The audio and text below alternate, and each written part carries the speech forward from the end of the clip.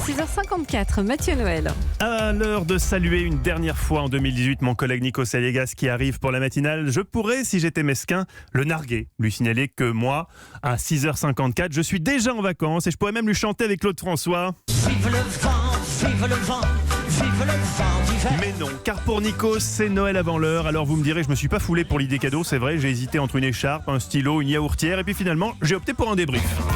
Le débrief d'une matinale particulière, puisqu'hier, on inaugurait le studio Pierre Bellemare en public.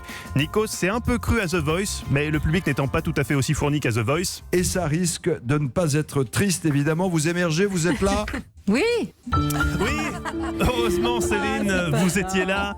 Alors, les spectateurs présents n'étaient pas des centaines. Ça a eu cet avantage assez incroyable que Laurent Cabrol les connaissait tous individuellement par leur prénom.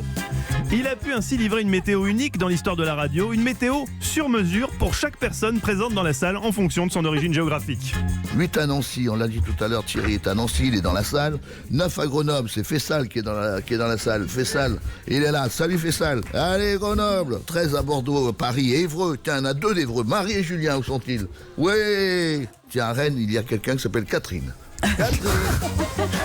Voilà encore une innovation Europe 1, le premier service de météo à la carte, le Netflix du Cumulus, le Lolo on Demand. Autre moment rare hier, peut-être d'ailleurs jamais entendu en radio, ce moment où en plein journal on a entendu soudain des types applaudir à tout rompre. Face à l'incongruité de la situation, Nikos aurait pu perdre ses moyens, pas du tout. En immense professionnel, il a su expliquer ce qui s'était passé à l'auditeur. Plus fort encore, il a réussi à se saisir cette occasion pour vous vendre les mérites des directeurs adjoints et directeurs tout court d'Europe 1, transformer un moment gênant en téléshopping. Il fallait vraiment qu'on soit dans le studio Bellemare. Et puis le décret actant la hausse du SMIC déjà prévu a aussi été voté, plus 1,5%. Pendant votre journal, vous avez certainement écouté des applaudissements.